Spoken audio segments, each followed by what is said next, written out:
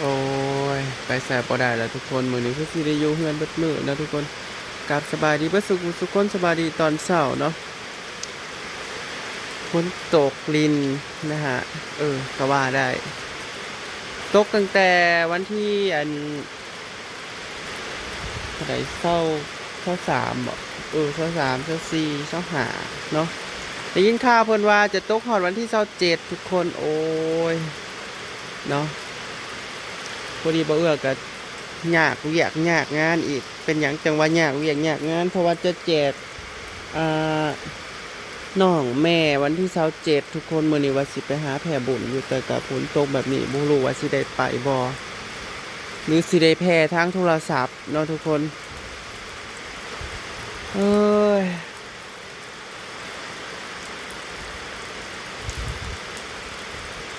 ฝนตกรินต้นไม้ใบหญ้าก็เขียวใส่กระจิเลยเนาะทุกคนนี่ดูนะมืดครึมๆที่แรกรถดินเขาเจ้าว่าสิมามื้อนี้ทุกคนบ่รู้ว่าสิมาได้บ่เนาะหรือว่าเขาเจ้าสิเฮ็ดงาน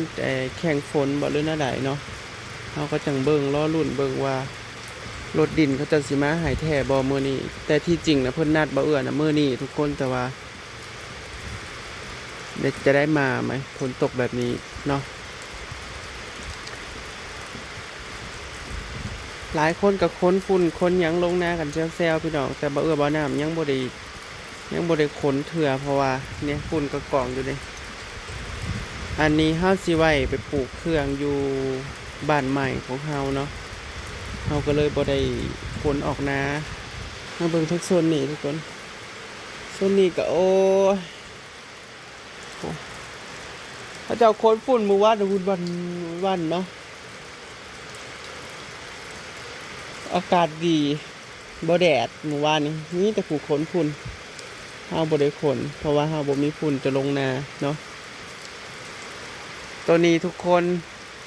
ดำขาวใส่ดีบอหรือว่าวานขาวใส่จะได้ขาวเพิ่มบ่นี่เนาะก็จังรอรุ่นเบิ่งว่าสิงามหรือจังใดว่าอยากให้รถอัน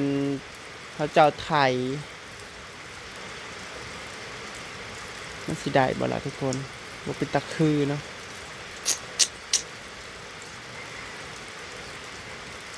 เดี๋ยวไปหาเห็ดอยู่เห็ดกินก็ทุกคนมันนี้ก็ได้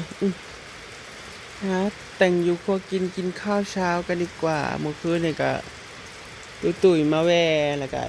ชัยเนาะน้องประดาเพิ่นลงมาหาหมอแล้วก็เลยเบื่อก็เลยผัดกะเพราเห็ดปุ่นเนาะหน้าก็ยังมึนเยอะอยู่ทุกคนตื่นมาก็ไปส่งไอ้ทรายตั้งแต่เช้าก็เลยจะมาทำกับข้าวทุกคนตกแห้งบาดนี้แห้งอะดีมื้อแรงไปจับอึ่งได้เลยทุกคนมื้อนี้คุณน้ำอ่างในหนองเราอันนี้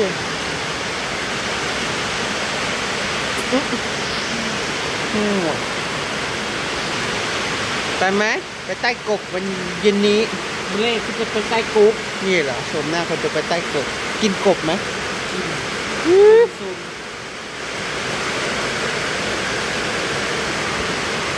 ลงนาได้แล้วเยอะ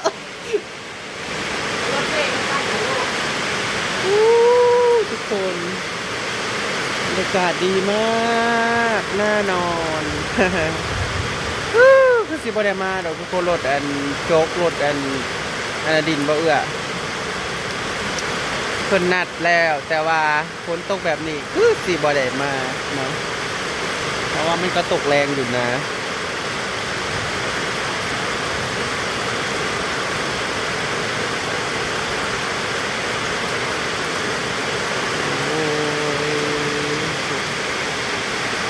หาไต่กบมื้อแรง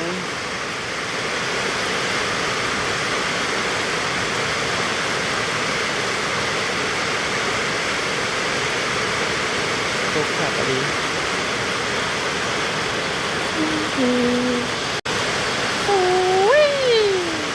มันห่าวจากเฮ็ดนาเลยได้ทุกคนแบบนี้น่ะพวกนี้ผู้นำให้นะกับจุดที่เต็มแล้วอ้าวย่องเลยเด้อ แต่วันน้ำมันแพงก็อยากเฮ็ดนะอีกแล้วบรรยากาศฝนตกทุกคน ได้หยังกินวะติได้ปิ้งไก่ได้หมูยอน้ำจิ้มแล้วก็มันทุกคนมึงเลย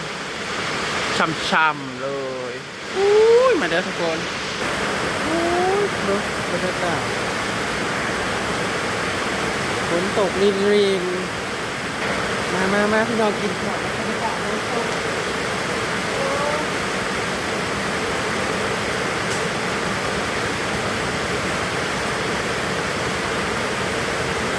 สบายเยอะพี่น้อง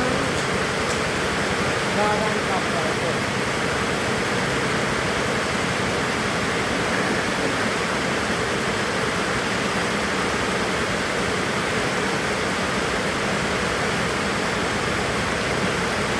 มา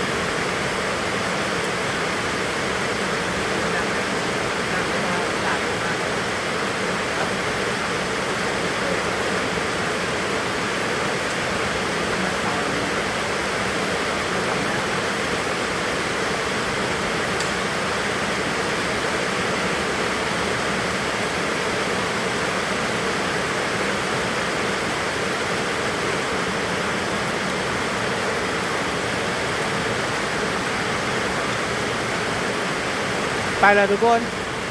คือเนียมรับพาจากเนาะโอ้มีแนะนำนะนั่งทีบเลย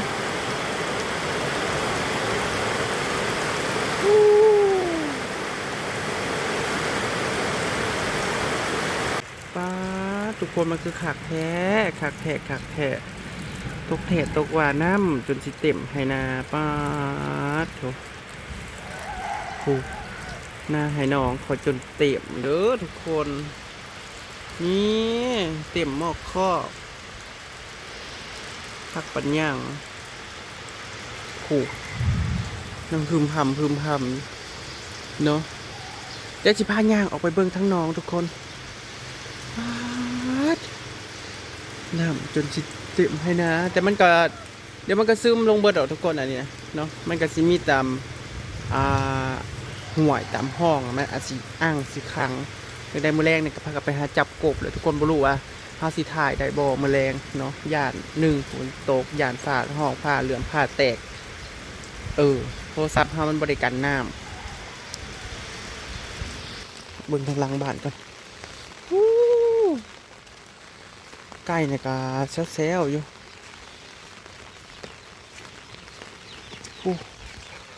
น้ำเต็มเลย น้ำเต็มทุ่งนาเลยทุกคนคักแท้บาดนี้ทางหลังก็พอทางหลังโอ้ยเนาะทุกคนบรรยากาศดีคักเลย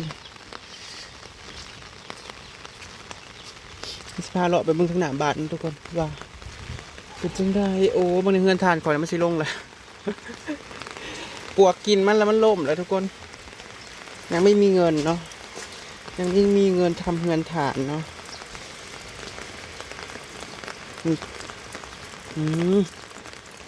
ทางนี้เป็นเยี่ยงใดโอ้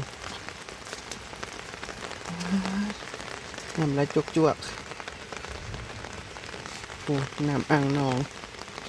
น้ำอ่างในน้องแล้วบอกนึกว่ากบสิมาออกกลางเว้นโอ้ยมึงเนี่ยเอาอันนี้มันขึ้นไหลลงพื้นไม่เข้าใจเหมือนกันทำไมมันไหลลงพื้นอ่ะ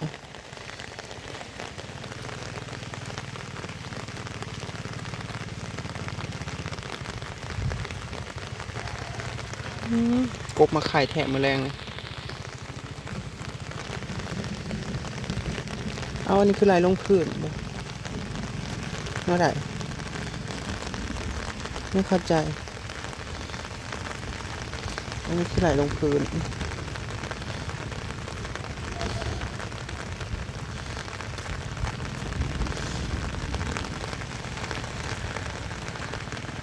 ไปสอดอยู่ใส่ทุกคน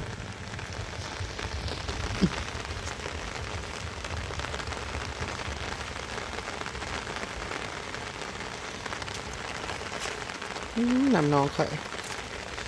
เต็มเลยเพราะว่าสิคนดินขึ้นบริคนแล้วทุกคน เพราะว่าสิคนดินขึ้นบริคนแล้วน้ำเต็มแล้วน้ำเต็มสระแล้วทางนี้ก็มีแต่รูจับปู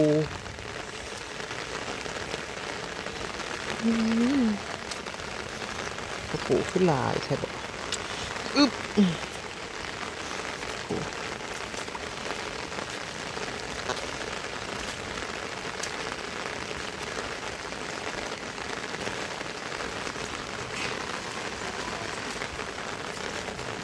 คักแท้มาเบิ่งหน้าให้น้องค่ะตัวนี้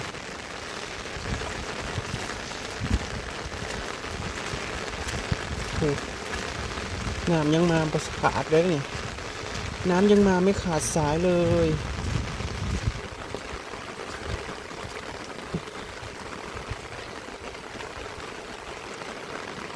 โอ้ยยังไหลลงรัวๆอยู่น้ำแดงๆนะนี่เขาบ่ค่อยงามเลยทุกคน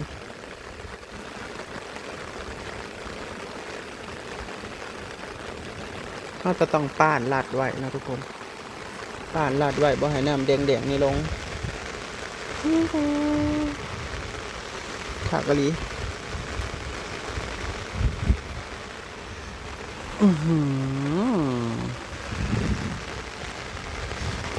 ไป มันก็ตกแล้ว